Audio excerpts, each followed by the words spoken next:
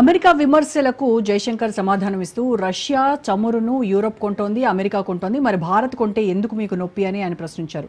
Russia వద్ద మీరు చమురు కొనటం ఇష్టం లేకపోతే కొనకండి, భారత జాతీయ ప్రయోజనాల ప్రకారం ఇండియా ముందుకు వెళ్తుంది అని తేల్చి చెప్పారు. జయశంకర్ వ్యాఖ్యలు ప్రభుత్వ ఆలోచనలను స్పష్టం చేస్తున్నాయి. ప్రపంచ చమురు మార్కెట్లో భారత స్థానం ఈ వివాదం వల్ల మరింత బలపడుతోంది. అయితే ఓవైపు అమెరికా ఒత్తిడి, మరోవైపు యూరప్ వ్యూహాల నేపథ్యంలో ఇండియా తనకు ఏది అవసరమో అదే చేస్తోంది. రష్యా నుంచి తక్కువ ధరల సరఫరా, ఇతర దేశాల నుంచి ప్రత్యామ్నాయ కొనుగోళ్లు, అవసరం మేరకు శుద్ధి చేసినటువంటి ఉత్పత్తుల విక్రయం అన్నీ కూడా భారతీయులకు భద్రతను కలిగిస్తున్నాయి. దీనికి సంబంధించి పూర్తి విశ్లేషణ అందించడానికి ప్రముఖ రాజకీయ సామాజిక విశ్లేషకులు మామిడి గిరిధర్ గారు మనకు అందుబాటులో ఉన్నారు. నమస్కారం గిరిధర్ గారు. నమస్తే. సో గిరిధర్ గారు, అమెరికా విధించినటువంటి ఈ టారిఫ్స్ వల్ల భారత్ యొక్క ఎకానమీ లాంగ్ టర్మ్ లో ఎదుర్కోవాల్సినటువంటి రిపర్కేషన్స్ ఎలా ఉంటాయంటారు?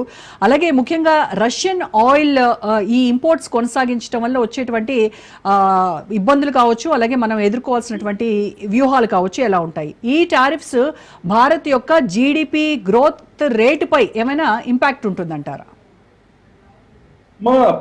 ఏ దేశంతో అయినా మనం వాణిజ్యం చేసేటప్పుడు మనకు ఆ మార్కెట్ మనకు మన మన ఎక్స్పోర్ట్స్ కి మూయబడితే కనుక తప్పకుండా మనకు దాని బ్లోబ్యాక్, దానికి ఇంపాక్ట్ మన దేశంలో ఉండి తీరుతుంది.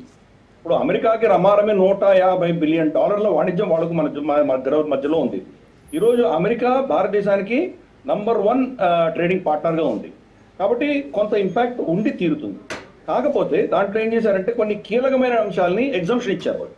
ఫర్ ఇన్స్టెన్స్ ఫార్మస్యూటికల్స్ ఎగ్జంప్షన్ ఇచ్చారు, ఐటీ రంగానికి సంబంధించిన ఎగ్జంప్షన్ ఇచ్చారు. ఇప్పుడు యాపిల్ ఫోన్స్ ఇక్కడ తయారై వెళ్తున్నాయి, అవన్నీ కూడా ఎగ్జంప్ట్ చేశారు. కాబట్టి ఇంపాక్ట్ $150 బిలియన్ మీద కంప్లీట్గా ఉండకపోవచ్చు.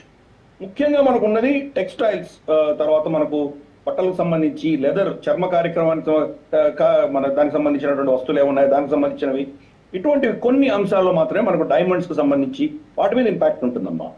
కానీ మనకు పరిస్థితి ఏంటంటే ఆ ప్రోడక్ట్స్ అన్ని కూడా మన దేశంలో ఏవి తయారవుతున్నాయో, అంటే ఎస్పెషలీ మనకు లెదర్ కానీ లేదా టెక్స్టైల్స్ కానీ మన దేశంలోనే ఎక్కువ కొనుగోలు చేస్తున్నాం. కాబట్టి ఎక్స్పోర్ట్ చేసేది మనం చాలా తక్కువ. ప్రపంచవ్యాప్తంగా మనం 1.5-2% కంటే ఎక్కువ ఎక్స్పోర్ట్ చేయట్లేదు. కాబట్టి మేజర్ ఇంపాక్ట్ మనకు ఉండదు అమెరికా చేసేటువంటి ఇబ్బంది ఈ పరిస్థితుల వల్ల. కాకపోతే అమెరికా ప్రేరణతోటి, వాళ్ళ ప్రోద్బలంతో యూరప్ కూడా మన మీద అటువంటి శాంక్షన్స్ వేసిందంటే 2 మేజర్ మార్కెట్స్ మన నుంచి కట్ ఆఫ్ అయిపోయాయంటే అది మనకు చాలా పెద్ద తీవ్రమైన దెబ్బ తగిలేటువంటి ప్రమాదం తప్పకుండా ఉంది. కానీ రష్యా దగ్గర నుంచి మనం చమురు కొనుక్కుంటున్నటువంటి విషయం ఏదైతే ఉందో దాన్ని మనం చాలా సీరియస్గా ఎక్స్పోజ్ చేసాం. జయశంకర్ గారు ఏం చెప్పారు అంటే, జయశంకర్ గారు ఇచ్చిన స్టేట్మెంట్ మనకి నేపథ్యం అర్థం చేసుకోవాలి. మనం క్రూడ్ ఆయిల్ రష్యా నుంచి తెచ్చుకుంటున్నాం, తెచ్చి దాన్ని ఇక్కడ రిఫైన్ చేస్తున్నాం. రిఫైన్ చేసి పెట్రోలు, డీజిల్, కెరోసిన్ ఇలా దాన్ని విడగొట్టి ఈ ఫినిష్డ్ ప్రోడక్ట్స్ని మళ్ళీ యూరోప్కి, అమెరికాకి అమ్ముతున్నాం. అందుకని జయశంకర్ గారు ఏం చెప్పారంటే, మీకు రష్యా ఆయిల్ కొనకూడదు, మీకు రష్యాకి వ్యతిరేకంగా ఉండాలి అని మీరు అనుకుంటే మా దగ్గర మీరు ఎందుకు కొంటున్నారు? మా దగ్గర కొనడం ఆపేయండి, మీరు ఇష్టం ఉంటే కొనండి, లేకపోతే లేదు అని ఆయన స్టేట్మెంట్ ఇచ్చారు. అలాగే మన అంబాసిడర్, రష్యాలో ఉన్నటువంటి అంబాసిడర్, ఆయన ఇచ్చిన స్టేట్మెంట్ ఏంటంటే, మా అవసరాల దృష్ట్యా మాకు ఎవరు సరైన ధర ఇస్తారో వాళ్ళ దగ్గర మనం కొనుక్కుంటాం. కాబట్టి ఎవరి ఒత్తిళ్లకు మేము లొంగము, చాలా స్పష్టంగా చెప్పారు. రేపటి రోజు రష్యా నుంచి మనకు కనుక చమురు మనకు కావాల్సిన ధరలో రావట్లేదంటే రష్యాను వదిలేసి ఇంకెక్కడో వెళ్తాం మనం. రేపు మనకు బహుశా నైజీరియా కావచ్చు, వెనిజులా కావచ్చు, ఇంకేదైనా దేశం మనకు అంతకంటే తక్కువ ధరలు ఇస్తే అక్కడ తెచ్చుకుంటాం మనం.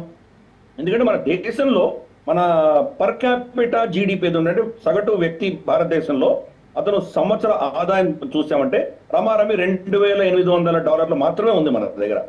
అమెరికా లాంటి దేశాల్లో $60,000, $70,000 ఒక్కొక్క సగటు అమెరికన్ ఆదాయం ఉంటుంది, తలసరి ఆదాయం సంవత్సరానికి. కాబట్టి వాళ్ళతో మనం ఎలా పోల్చుకోగలం? $1 మనం తగ్గినా ఈ దేశంలో చాలా దాని కీలకంగా ఉంటుంది. మన ఎకానమీకి కానీ, మన ఖర్చులకు కానీ, మన ధరలకు కానీ చాలా కీలకం. అందుకని మన స్టేట్మెంట్ చాలా క్లియర్గా ఉంది.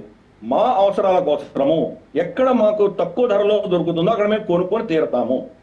మీకు మా దగ్గర నుంచి కొనుక్కోవడం ఇష్టం లేకపోతే కొనకండి, మేమేం ఆపట్లేదు మిమ్మల్ని అని చెప్పి చాలా కరాఖండిగా మనం చెప్పాం.